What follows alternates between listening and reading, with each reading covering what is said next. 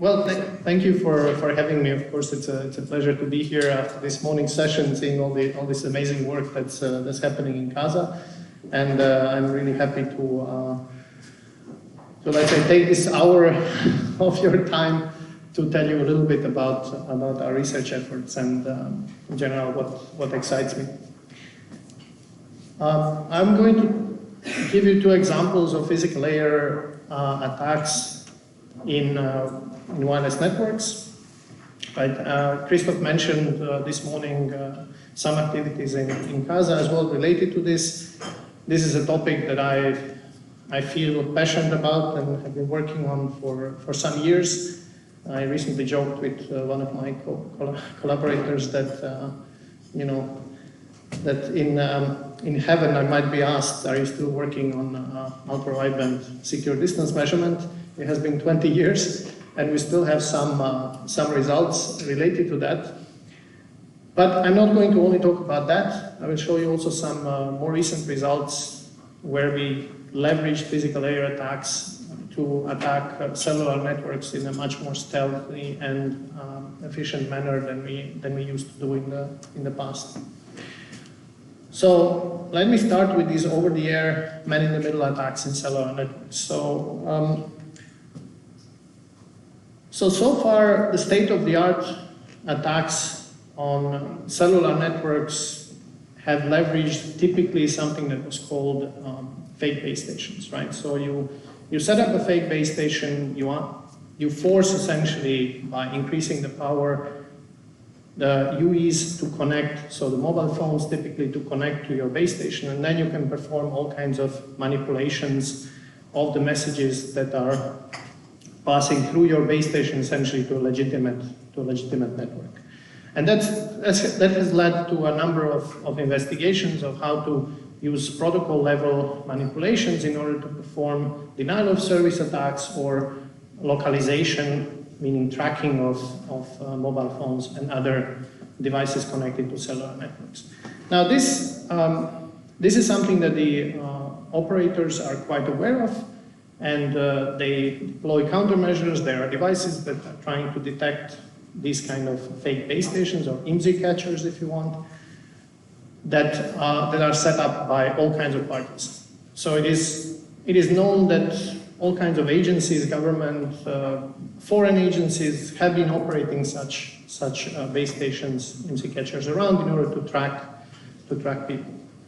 But the question that somehow was always there is, do we actually have to set up such a fake base station? How much can we do over the air? And when I say over the air, I mean literally a Dole-Viao model in which you replace the message over the air. So there is a mobile phone communicating to a base station, or a base station communicating to a mobile phone, and what you want is just erase the message that's going from one to the other and replace it with your own.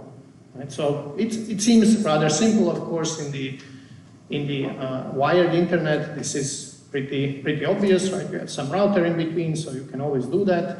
But on the wireless communication channel, this wasn't clear if you can do it for different technologies and how practical this could be, what the ranges would be, and what the effects would be.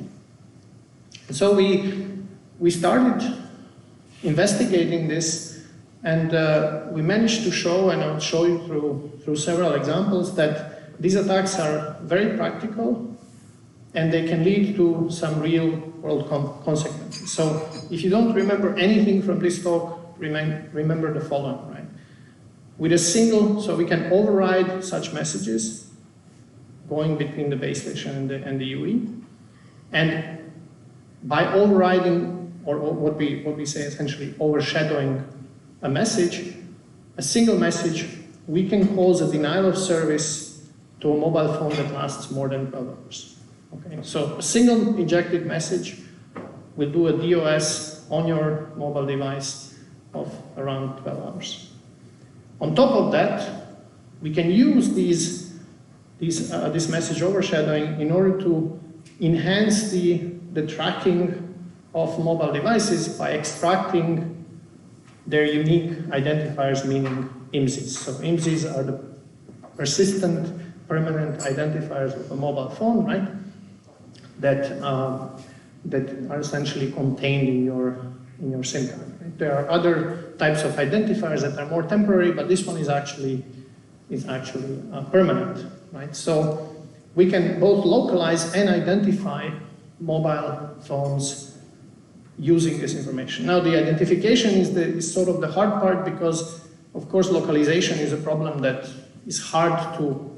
So it's an attack that's hard to prevent in wireless networks. Whenever you transmit, you can somehow be localized, but maintaining this persistent identity over several observations is what is challenging if you want to violate someone's privacy. So, and if you want to connect these observations, then of course you need some more persistent identifier, and this is what this attack does. The nice thing that it does that without setting up a fake base station, and it works also for 4G and 5G networks. So we are not talking about the attacks that leverage the lack of authentication back in the GSM era. We are talking about the attacks that can be deployed today with the networks that we have, with the recent networks that we have. In order to tell you a bit more about this, I need to give you a bit of background how these protocols work, and after you see that, you will quickly understand where these attacks can kick in. So there's of course something called the core network here that maintains, there is a backend infrastructure of a cellular network, right? It maintains all kinds of keys that allow a device here, a UE, to authenticate itself to the backend that processes all kinds of management messages for that particular device. And then there is the radio access network here, and these eNodeBs are the base stations which engage with the mobile devices, and they operate essentially the physical layer of this network, meaning that they need to decide how is the spectrum, so the frequencies that are used, and also the time, it depends on the modulation. Coding is allocated to each individual node, so how do you interact with multiple mobile devices at the same time? And this is what this RAN here does. So if you look at the interaction between the UE and this infrastructure, you will notice here there is first some interaction between the UE and the base station. And then there is after that interaction between the UE and the backend, right? There is a good reason for it. In any wireless communication, you first need to figure out first who is around, are they available to talk, and this is what this SIB configuration acquisition is. The mobile device gets from the eNodeB, from the network, is the network available, what kind of parameters it needs to use to start communicating to the network. After it acquires this, it knows how to communicate to the network, and this entire process here is essentially to get from the network the way to communicate to the network in a more efficient way, because a channel needs to be allocated for each mobile phone to communicate to the base station, right? So in this channel, this coordination process needs to happen somewhere, and it's happening here. Now that you have a channel, now that you can talk to a base station, you need to authenticate yourself to the base station. And this happens after you have started to talk with the base station in some more efficient manner, right? So you have a dedicated channel, now you want to attach yourself to the network. So you are talking to the base station, but now the attachment procedure to the network needs to happen. So you issue an attach request, right? And this is where you need to authenticate yourself to the network, and the network potentially authenticate itself to you, right? And you go through this attachment and authentication procedure, and if you, of course, provide appropriate credentials, meaning if you have some keys, you can essentially start communicating through this network, right? So, and that's where the user data exchange happens. Okay, so the process is relatively simple, what you would expect after thinking about it for a while. Now, there are some things that are a little bit more subtle here, right? This procedure that I explained to you is when you boot up your phone fresh, it wasn't connected to the network before, it didn't go idle, it's you boot it up, it tries to connect, you send some data, right? And while you're sending the data, your phone will, of course, be in this state here, meaning it's going to be attached to the network, and it doesn't need to do anything else. You are browsing, you are sending emails, you are doing whatever, right? You are connected. However, so if the UE is already attached, everything's fine. However, if the UE goes idle, meaning for some time, 10 seconds, 30 seconds, depends on the configuration, you're not really interacting with your mobile phone, you're not sending any data, your device will go into an idle state. And the next time that you want to start communicating, it will go through, it needs to re-establish the connection if you want. And it's not going to go through this entire process here, it's going to go through what's called service request and service accept, which will happen somewhere down here. Right. So you are already connected, but you need to re-establish this service.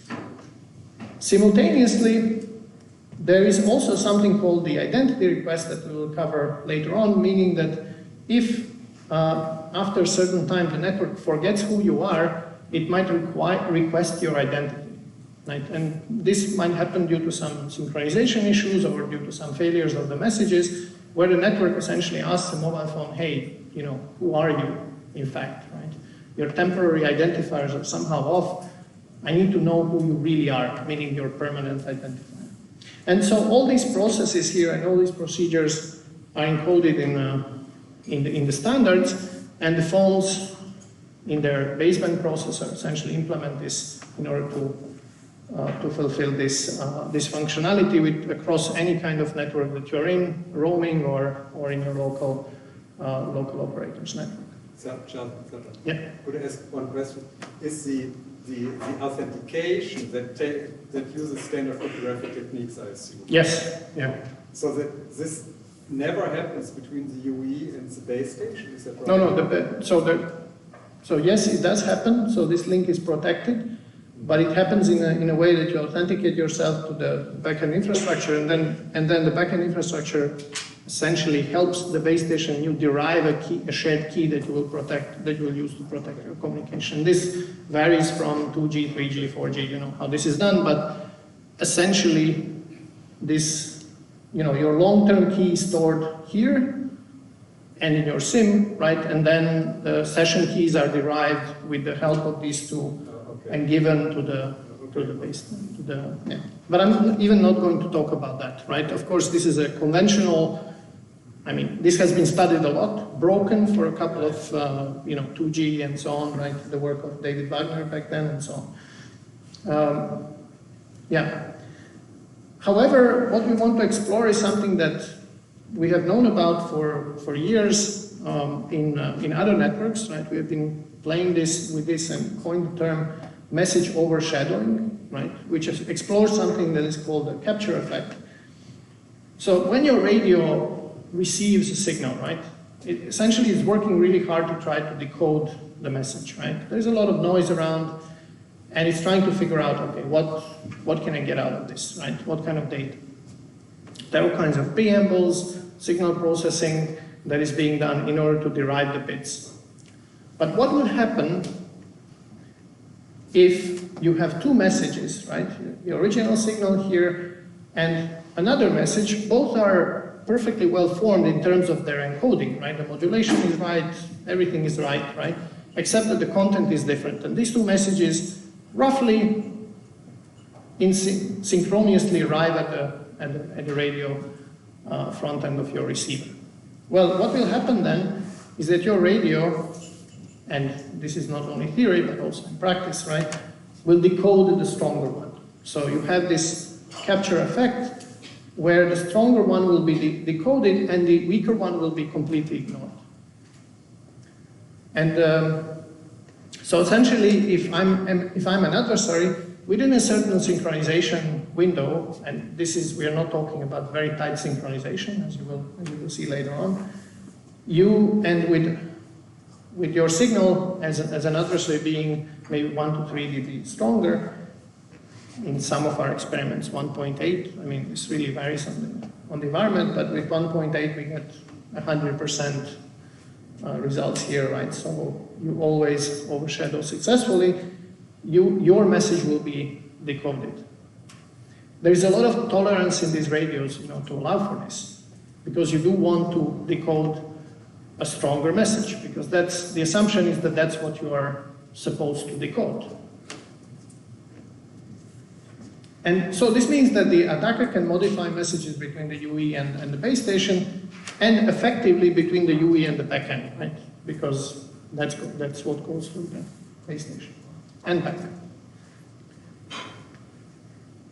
So this is essentially the work of Yongdae, Kim at Korea, at KAIST, right, in Korea.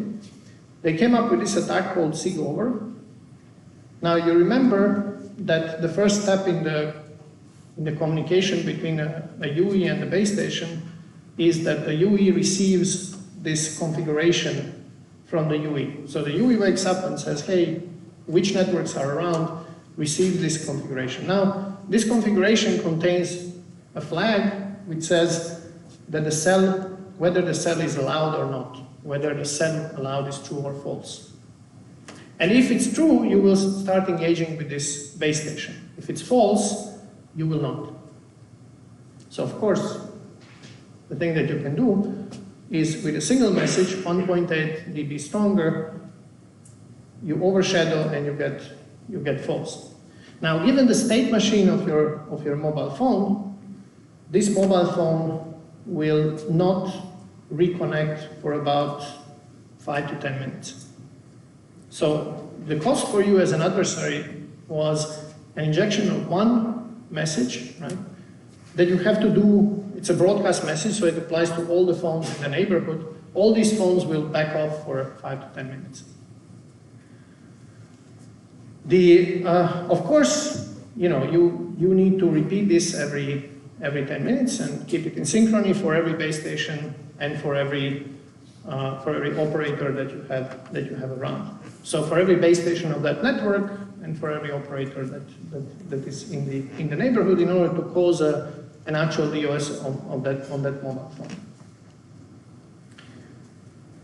So, of course, being in the attack business, we wanted to make this more efficient, and also wanted to expand this to other features like location tracking. So I was quite impressed by this work because for years we were playing with this kind of overshadowing, but more in the Wi-Fi space. And here it proved to be extremely useful in the cellular space. So my students immediately jumped on this, and we followed up with some interesting work. So we came up with something called Adaptover, where we wanted to be a little bit more sneaky, right?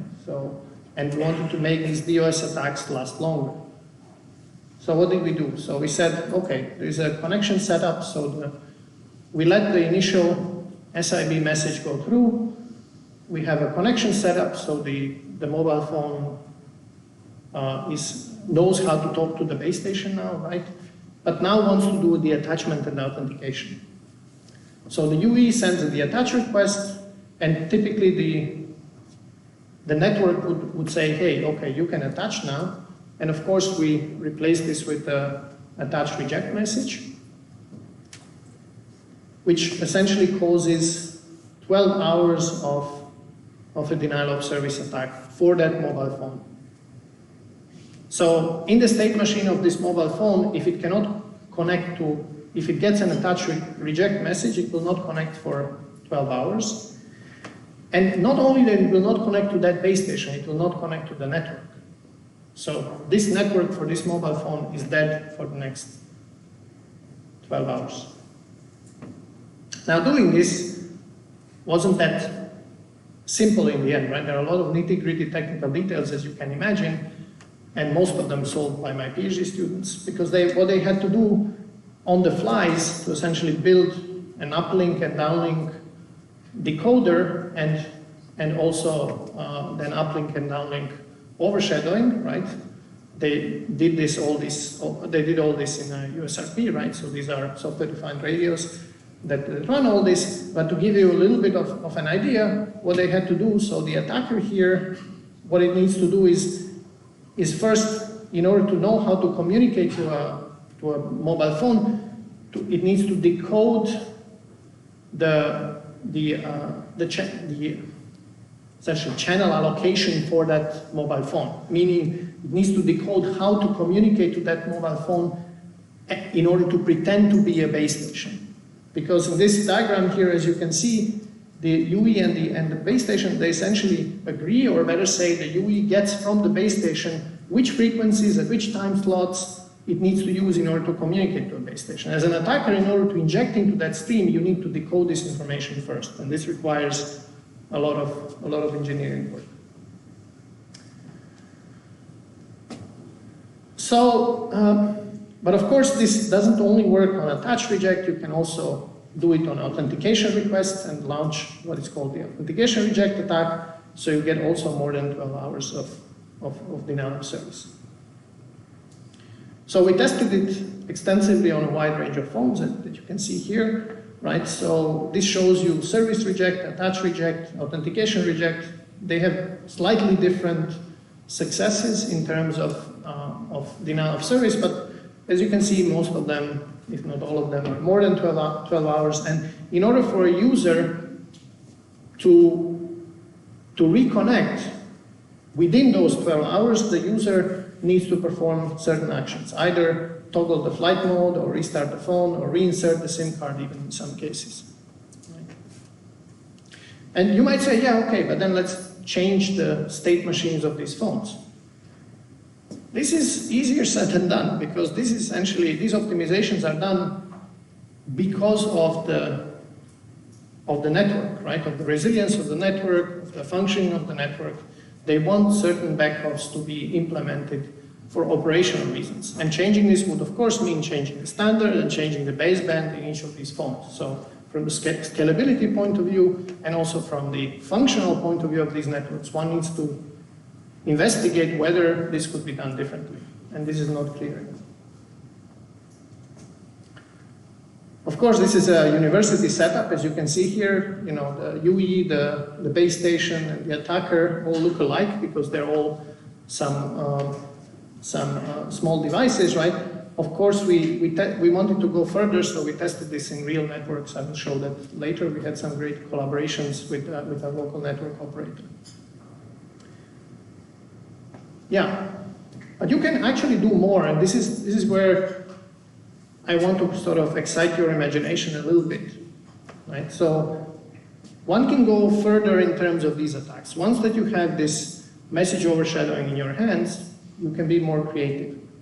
So let's say that your mobile phone tries to connect to the network and sends an attach request within which it essentially claims a certain identity, right? It says, hey, I'm a UE A, right? That's my identifier. I want to connect to the network.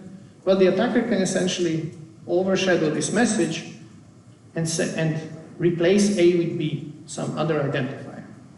The phone will then later on do the authentication procedure, and of course the authentication procedure will fail because the keys that are used do not correspond to the correct identifier, and the authentication reject will happen. So this is a very subtle and a very and an attack that's actually very hard to detect. If you go back to the beginning of my talk, I mentioned IMSI catchers, fake base stations, right? This kind of attack requires a simple surgically inserted message which has very little power above the nominal power of these devices, right? And it causes a 12-hour DOS, right? So detecting these kind of attacks is actually quite hard, right? It's a game of whack-a-mole running around all kinds of spaces trying to find such injections, which are rather surgical, right? We didn't only want to do DOS because DOS is a funny kind of game. I worked on jamming in the past, and of course, you know, it's always somehow the game of power. You can say, well, these are DOS attacks, but you know, I can always have a powerful jammer and therefore take down the network. Yes, you can do it, but essentially the point of jamming is not to get caught. Because if you are transmitting at a very high power, someone's going to find you and take you out using different means, right? We don't all operate only in the world of technology, right? There are physical means to remove jammers if they are detected. So you want these attacks to be as unnoticeable as they can. But we wanted to go further and actually extract the unique identifiers from these devices. Because if we could do that, we could track mobile phones. And that is a real issue, right? So we did two things. So first, we built something called the IMSI extractor, which is a technique based on our overshadowing attack that will extract the permanent identifiers of mobile phones. And we also built a passive localization system that localizes the phone simultaneously, binds these two together. So this means you get a persistent identifier plus a location of a phone. And now you can track this user across the networks. Now, if you don't know how mobile phones prevent location tracking, the thing that they do is that instead of using this IMSI, which is your persistent identifier, in a similar way to Wi-Fi networks, there is a temporary identifier that's used in interactions called TIMSI, and this one is changed every typically 15 minutes, sometimes a bit longer, depends on the operator, but essentially there is a temporary identifier that will be rotated often enough in order to prevent you from being observed at different locations. So we wanted to break that part, right, and show that we can extract something unique plus the location. Okay, so how do these two things work? Well, going back to our diagram, there's actually a relatively simple attack. It seems that the way the baseband of the phone is configured is that after the attach and service request is sent from the UE to the network, well, it might happen that the network doesn't really know who you are. What do I mean by that? Your phone issues an attach request using a temporary identifier, and the network says, hey, I forgot about your temporary identifier. I don't have it, in my cache anymore.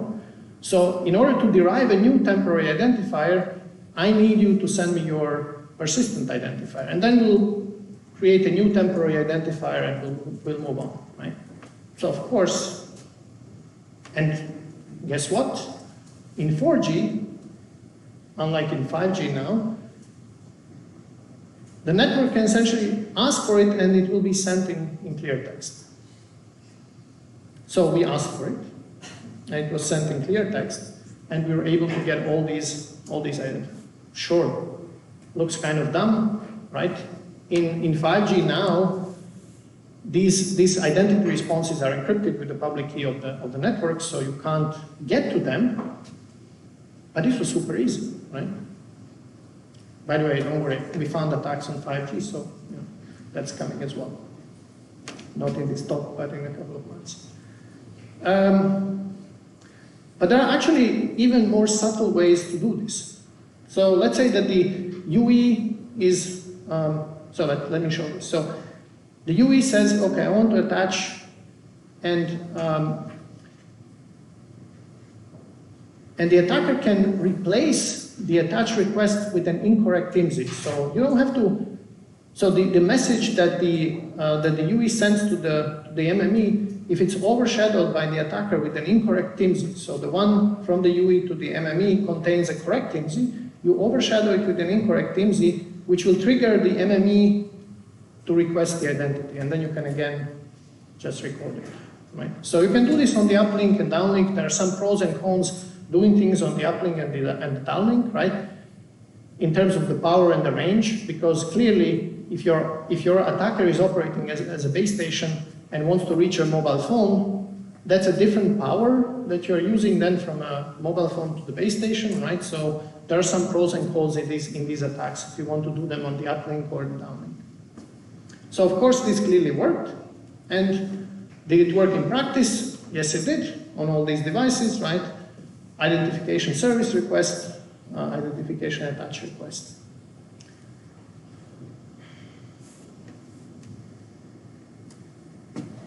I was told that I have infinite time, right? Yes, yeah. I mean, this is one of the rare opportunities where I can capture and torture 50+ people in a room. So I'm going to try to be nice and stay within some reasonable limits. So we also wanted to combine this with localization in order to see how well we could combine first the extraction of the identifier and the localization of the phones, because we want to do a full-blown attack where we can identify a phone, right? And so localize the phone, but every time that we get a location, we want to know that we want to bind it with an identifier, because that's, of course, the most powerful attack you can do. And then we started investigating what kind of techniques people proposed in the past and how can we use them in order to detect the location of a phone. So there are several things that are happening in this in cellular networks. First is the information that you get for free, which is called the time advance, right? So the time advance values are essentially used by the network in order to schedule the uplink communication between the mobile phones and the base station. If you just kind of think about it a little bit, the distance between your mobile phone and the base station, the mobile phones are at a different distance to the base station. So in order to schedule the communication so there is less interference, there needs to be certain coordination. This coordination is done by this timing advanced, right? Now these timing advanced values, they are disclosed, right? You can record them, and this will immediately give you a location of a mobile phone from the base station within 78 meter accuracy of this circle. So you can see it as a circle, and this circle this ring is 78 meters thick. Fine. Now you know that the UE is somewhere, within. Doesn't give you much information, but still better than nothing. So this is for completeness. But of course, this wasn't satisfactory. 78 meters is not a really good precision when it comes to localization, right? So we looked into uplink and downlink messages and their arrival times.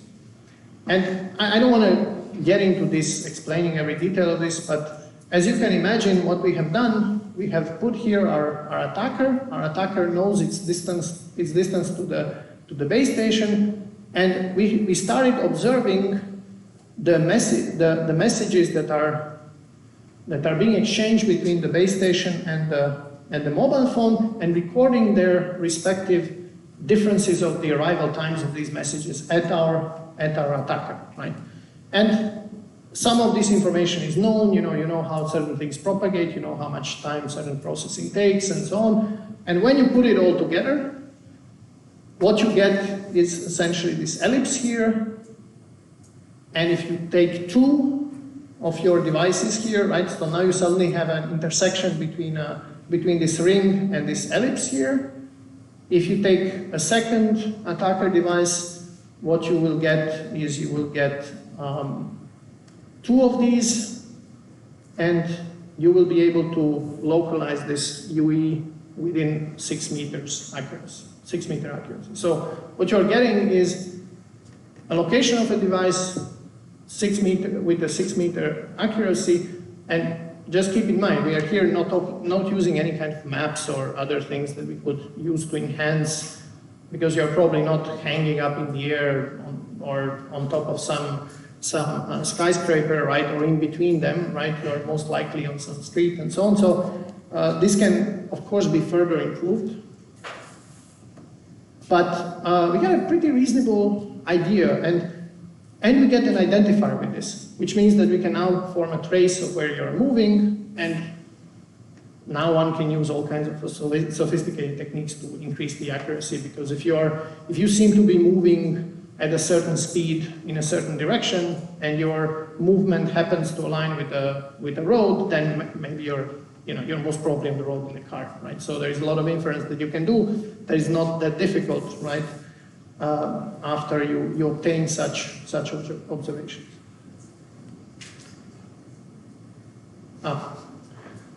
And in order to show you how that this is real, we have a small video, hopefully will play. This is one of my students. What you see here, of course, wireless networks are messy, but this was a simple thing that we did.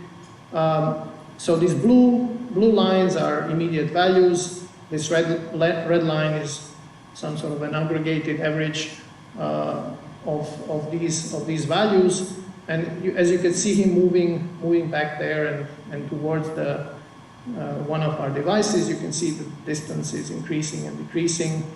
So that's what you get, right?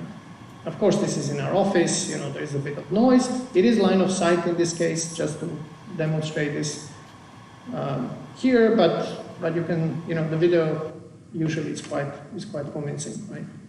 So that's what you get. But of course, we wanted to go further. This is maybe not so important. These are just some statistics. We wanted to put it all together and for it to work, for example, in Zürich, where we could now extract IMSIs and also track users across the city, right? Typically, if you do this, if you track users and you have only TIMSIs, you would see a lot of little dots here, but you would not be able, so you would be able to find the location, but you wouldn't know which identities these are related to. So of course, this is much more powerful. We went to our colleagues at Swisscom, and they were very accommodating. So this is a Swisscom base station core network. We tested it there. It worked. And then we also went to two different environments. One was in the city of Zurich. So in downtown Zurich, which is an urban environment, and we also went to a more rural environment and did these kind of attacks over larger distances of several kilometers over a lake, right? Yeah. So we actually tested this in real live 4G and 5G NSA networks in and around Zurich.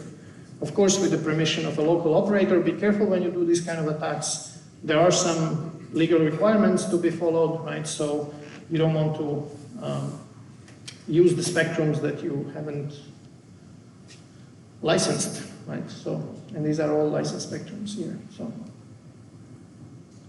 okay, so I think we should take DOLE seriously in wireless networks. That's essentially the message somehow, right? It might be obvious for people doing protocols and analysis of protocols, right? For years, formal methods people have been doing this, right? They would run their tools assuming a particular kind of attacker, but it's real. Even in wireless networks where people have doubts, it's real. And I think research should also validate those kind of assumptions, and this work that I've shown you now validates that such assumptions hold in cellular networks. And of course, if you would want to make this harder if you want to make message overshadowing harder for the adversary, you essentially need to go and build new types of radios, right? That would somehow be able to raise a flag if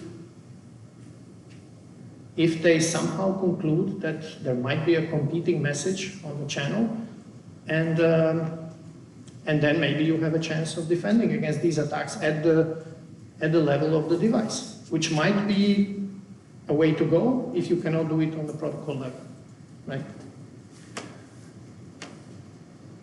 Now I have 15 minutes to cover 40 more slides on another topic, which is always close to my heart, which is new attacks on 802.15.4z, ultra-wideband ranging. So this is if some of you don't know, I have been talking about this many times in different contexts, so maybe for some of you this will be a bit boring, but these are quite recent attacks. So we launched a new attack on the implementation of this standard by Apple, NXP, Corvo, and similar companies.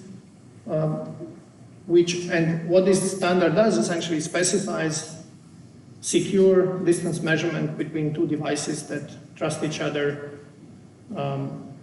let's say a phone and the car, in order to unlock the car or any other, or payments, to essentially prevent relay attacks on payments, car locking mechanisms, and others. So I've shown this many times. This is an attack, a relay attack, where two thieves are stealing a car. One is exciting a key fob which is in the house, and the other one is standing next to this vehicle, and they're relaying messages, and the fact that they're relaying messages indicates to the car and the key fob that they're close, and the car unlocks. Right? Of course, this is a bad scheme, right? Because proximity communication doesn't imply proximity if we are talking about secure distance measurement. The adversary can spoof this sensing and make the key fob believe that it's closer to the car and the other way around. So as a response to this, ultra-wideband has been proposed, and there has been a lot of work. I'm quite proud that my group participated and still participates in the standardization of this ultra-wideband secure ranging. This is something that is, this standard has been approved in 2020, so it's 8.15.4z, right? It's an evolution of a prior set of standards on ultra-wideband ranging. And this has been accepted as the industry now as a default standard for secure distance measurement, right? No other technology essentially survived the scrutiny of the community so far. In terms of the current status of this technology, there are two modes of operation. LRP, which is a low rate pulse mode, and the high rate pulse mode, and both are being implemented by different manufacturers for different purposes. This has something to do with low power requirements, also of course clearly with some commercial interests. So, and today I'm not going to talk about LRP mode, but mainly focusing on the HRP mode. I just want to show you one physical layer attack on this mode and the success that we recently had there. This is a very active area, so there are several consortia that are working on this. So Car Connectivity Consortium adopted ultra-wideband, this standard as something that it is pushing for. FIRA is also an organization composed of many different players. We are also part of it, that essentially promotes and tries to find use cases for ultra-wideband and tries to see how ultra-wideband fits with different applications. Maybe for those of you who have never heard of ultra-wideband or these standards, the most, maybe the most visible instantiations of this were these tags that are produced by Apple and Samsung, and also Apple has ultra-wideband in their phones, so does Samsung and other phone manufacturers. Right? So if you look at the security of these schemes, at the very high level, they're very simple, right? It's a very simple challenge response protocol in which you have some randomness that is pre-shared between the two entities, so V and P here, and you send a message, you receive a message back. Those messages are unpredictable to the adversary, and the adversary and one of the parties will measure a round-trip time of arrival, subtract the processing time, and you will get your distance measured within few centimeters accuracy, which means that your radios are essentially measuring with a nanosecond or even sub-nanosecond precision, so you maybe get like 100 picosecond precision in order to obtain your distance, right? We are talking about radio waves where 1 nanosecond is 30 centimeters of propagation, so of course you need quite a high precision. All of this happens in some low power, magical way in these devices, right? Take a key fob, it needs to last several years, right? So there's a lot that goes into the design of these. Now, this is simple, right? And you can assume, and for the purpose of this talk, I assume that crypto here is fine. So NV and MP are nonces that are random, unpredictable. There are some bits. They might be pre-shared by some almighty entity. I really don't care about this, right? How you derive them, I assume that some smart crypto people came up with a way to do this. So, but of course, all of this lives in some packets and also needs to be encoded onto the physical layer. So, if you look at the standard, this is now, for example, a packet format for a standard where there is some preamble, some delimiters here, and there is this randomness here, these nonces that are being sent. Sent here are here. They are part of this packet, and it's essentially there is a bit of a, the distance is actually not really being measured across random data. The distance is actually measured over preambles and then verified over random data. So it's a little bit of a if you dig deeper into how radios are designed, it's for many reasons difficult to measure this distance reliably, and you lose something performance-wise if you use fully random data here over which you will measure the distance. So you typically are measuring the distance over preambles. And the way that it happens is something that I will try to explain now and also tell you how we attacked it. So this design here, right, where we take the random bits and we send them back and forth and we measure the round trip time of flight, this design is fine on a logical layer. Most people are not trained in computer science to see any problem in this, right? They will say, look, I have the bits are random, you cannot guess the bits. When I get the bits, I got the message. When I send it back, I measure my round trip time, that's it. Right? We are not trained in computer science to see problems with this. We will be looking for, weak keys, weakness in the pseudo-random number generation. We'll be looking for those kind of things, but not really anything below that. We'll be looking for protocol flaws. But in order to protect this ranging, we also need to protect against physical layer attacks. So this means that we need to analyze the modulation. So how are these bits modulated, and also how is the time of arrival estimated? So what it means essentially is, when do you think that the radio received the message?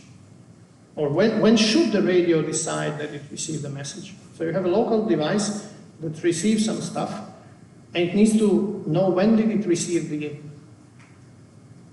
correct message, right? So again, going back to the overshadowing game, right? So there will be noise on the channel, there will be all kinds of things, and you need to decide, this is the moment at which I receive the message. How do you do that? And that's the time of arrival estimation. When I say crypto is not enough given this room and given that I want to survive past that door, I'm not saying that we don't need the crypto. Just to clarify this, we need the crypto. It's just that we need something on top of it. Good. So when did the message arrive? So how does the receiver decide on the arrival time? Look at these two messages. So this message here is what you would expect. Each pulse here, this is an ultra-wideband pulse, 1 nanosecond wide. Positive pulse polarity means a 1, negative means a 0. So we have 1, 0, 1, 0, 0, 1, 0, 1.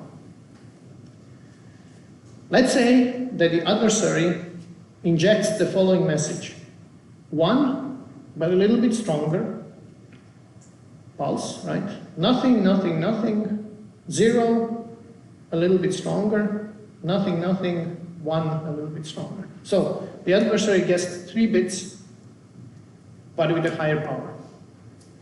Will the receiver believe that the message arrived earlier when the attacker imposed it, or will it wait, will decide that this is the correct message, that only when it receives all these pulses correctly, it will it will decide that this is the correct message. And this is essentially the problem, because this here, this blue scenario almost never happens, right?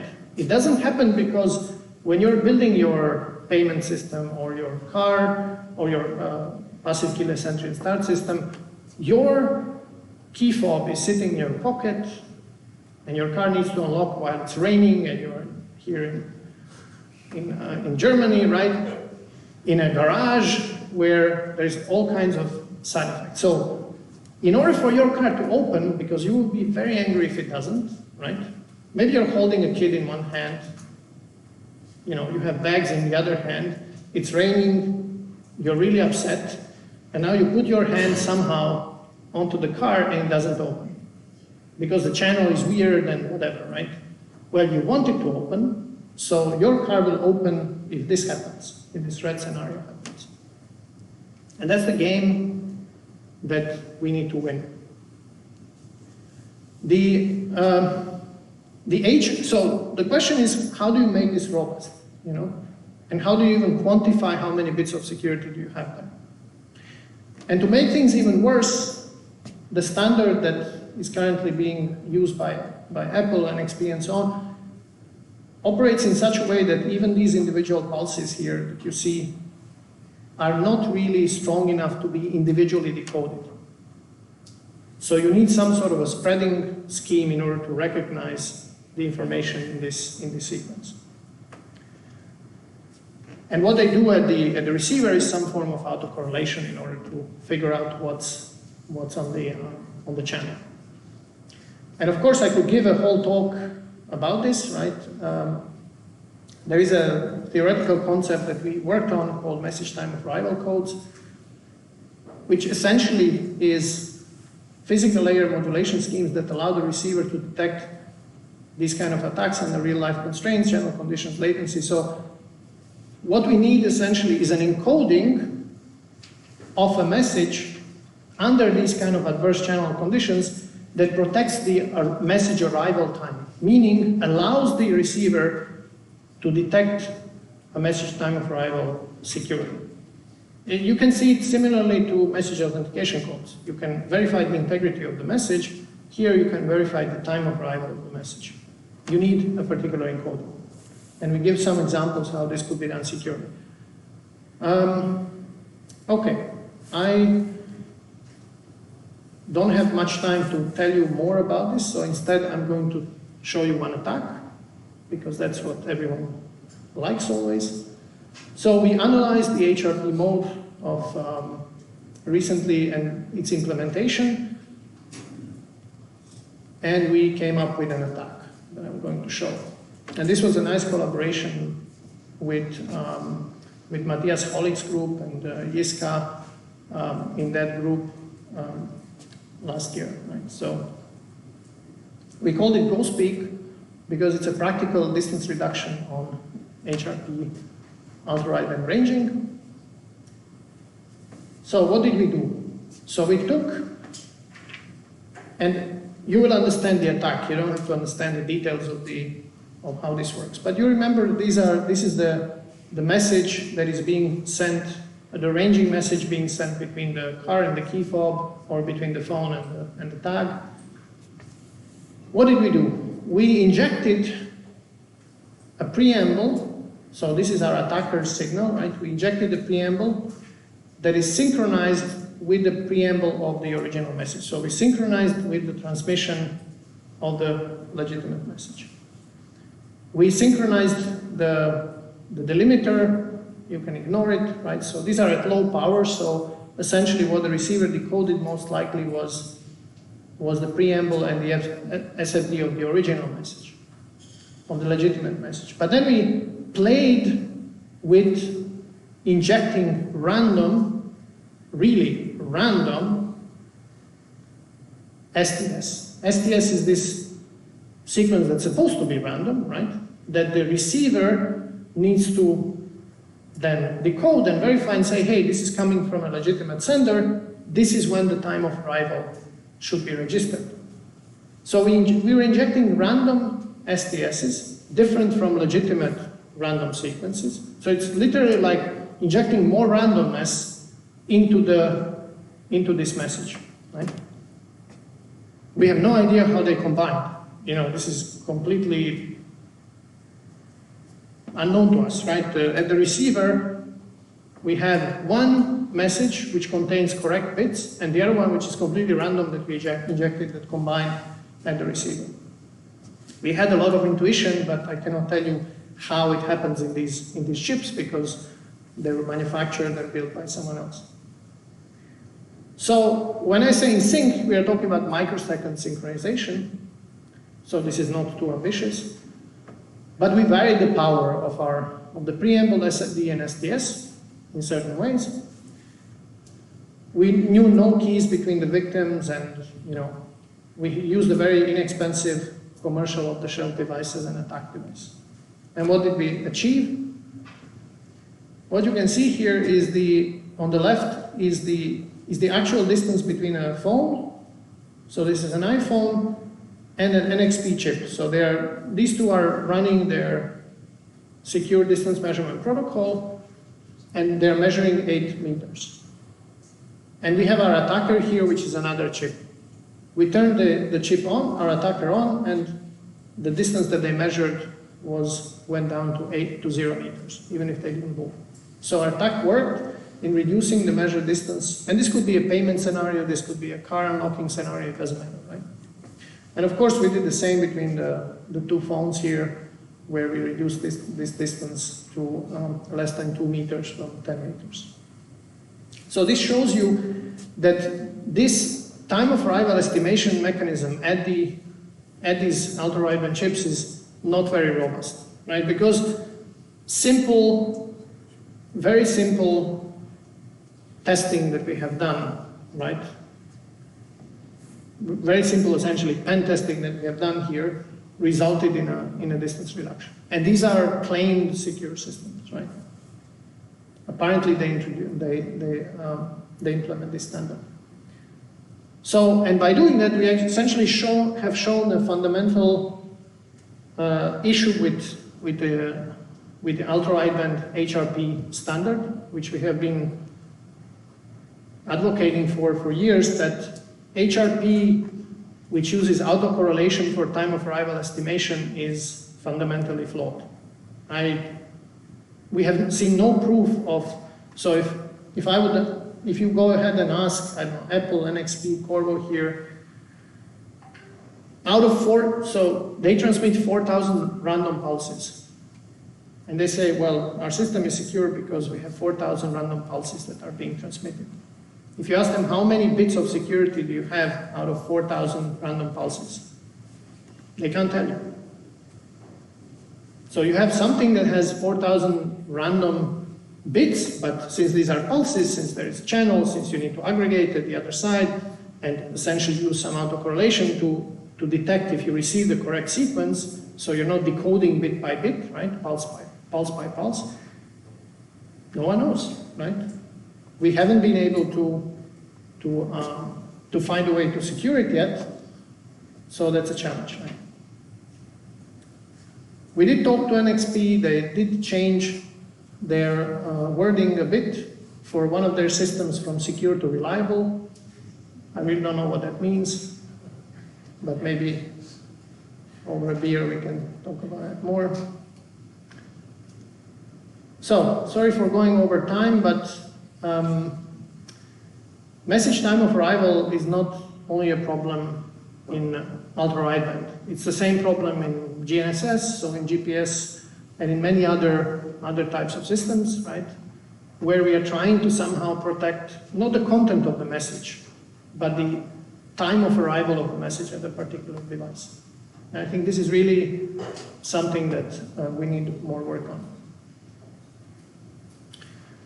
So I hope I convince you that physical layer attacks are relevant, at least through these two case studies, and that we need more work on this to better understand and to essentially mature this space. We have done more theoretical works on this and more fundamental works on this, so I, of course, wanted to show you something a bit more practical for more theoretical and in-depth investigations, feel free, consult our pages, reach out, talk to us. I have a lot of students working on these topics still. And of course, if you have interest in other topics that I work on, from authentication, blockchains, phishing recently, even trusted computing, I'm happy to. I'll be here for the next 2 days and happy to chat with all of you. So, thank you.